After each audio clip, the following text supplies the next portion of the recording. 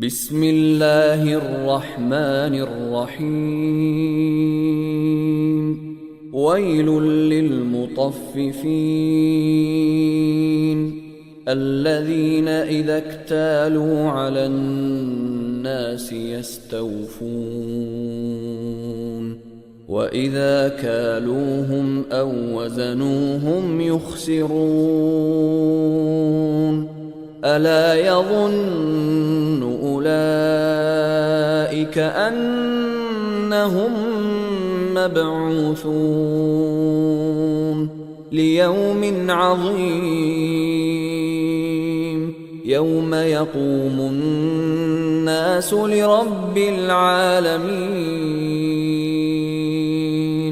كلا إن كتاب الفجار لفي سجين وما أدراك ما سجين كتاب مرقوم ويل يومئذ للمكذبين الذين يكذبون بيوم الدين وما يكذب به إلا كل معتد أثيم إذا تتلى عليه آياتنا قال أساطير الأولين كلا بل ران على قلوبهم ما كانوا يكسبون كلا إنهم عن ربهم يومئذ لمحجوبون ثم إنهم لصالو الجحيم ثم يقال هذا الذي كنتم به تكذبون كلا إن كتاب الأبرار لفي عليين وما أدراك ما عليون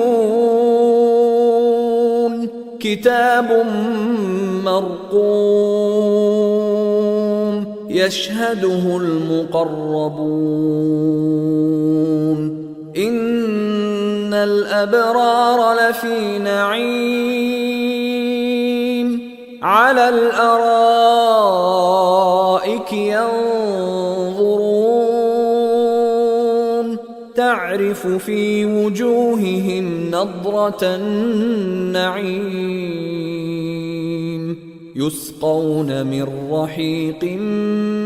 مختوم ختامه مسك وفي ذلك فليتنافس المتنافسون ومزاجه من تسنيم عينا يشرب بها المقربون إن الذين أجرموا كانوا من الذين آمنوا يضحكون وإذا مروا بهم يتغامزون وإذا انقلبوا إلى أهلهم انقلبوا فكهين وإذا رأوهم قالوا إن هؤلاء لضالون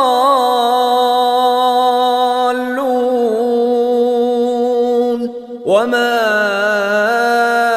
أرسلوا عليهم حافظين